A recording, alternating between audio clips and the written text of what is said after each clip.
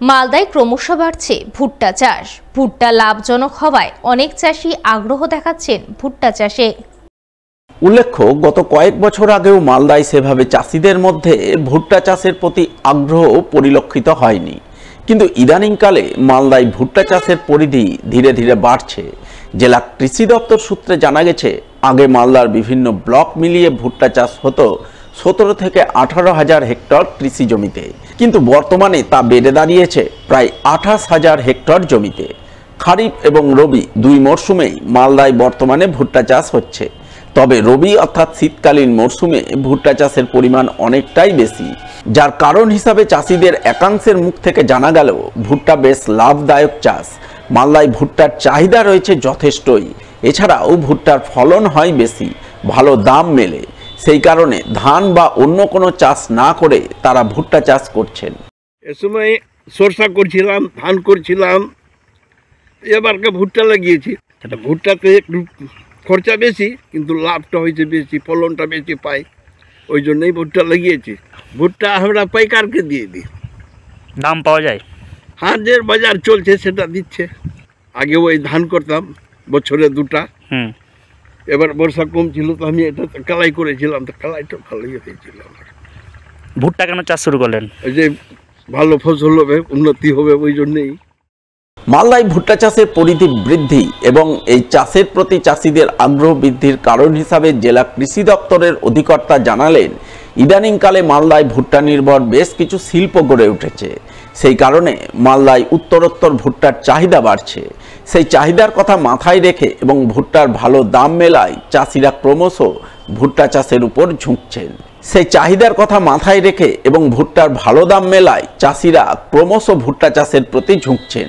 সেই কারণে মালদায় ক্রমশ বাড়ছে ভুট্টা চাষ।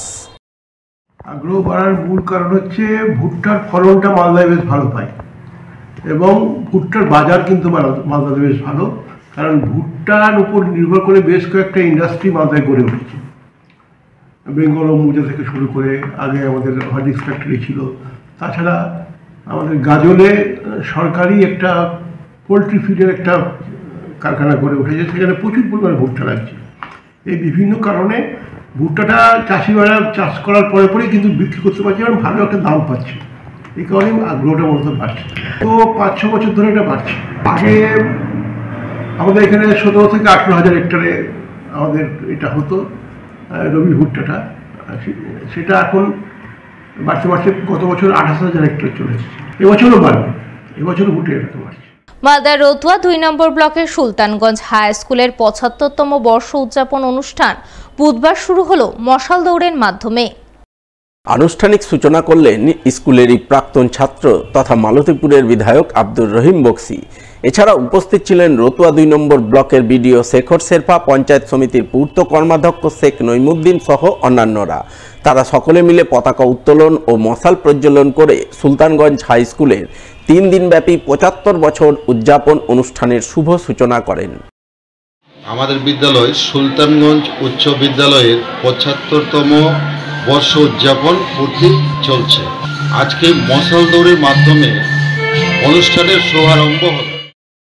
অন্যদিকে মালদার হবিবপুর ব্লকের আহিও সুকনগর প্রাথমিক বিদ্যালয়ের প্রতিষ্ঠা দিবস উপলক্ষে বুধবার শিক্ষামূলক ভ্রমণের আয়োজন করেন বিদ্যালয়ের শিক্ষক শিক্ষিকারা।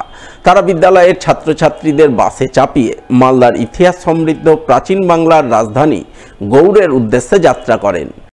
সুকনগর প্রাথমিক বিদ্যালয়ের প্রতিষ্ঠা দিবস, এই উপলক্ষে সুকনগরের প্রধান শিক্ষক এবং সহকারী শিক্ষকরা ছাত্রদের শিক্ষামূলক ভ্রমণের উদ্দেশ্যে একটা বিশেষ ব্যবস্থা করেছে। এর জন্য আমি এসআই অফ স্কুলের তরফ থেকে ওনাদের প্রত্যেককে ধন্যবাদ জানাই। এই শিক্ষামূলক ভ্রমণটা ভালো হোক এই আশা রেখে গৌড়ে যাচ্ছে এটা, সমস্ত ছাত্রছাত্রী যাচ্ছে।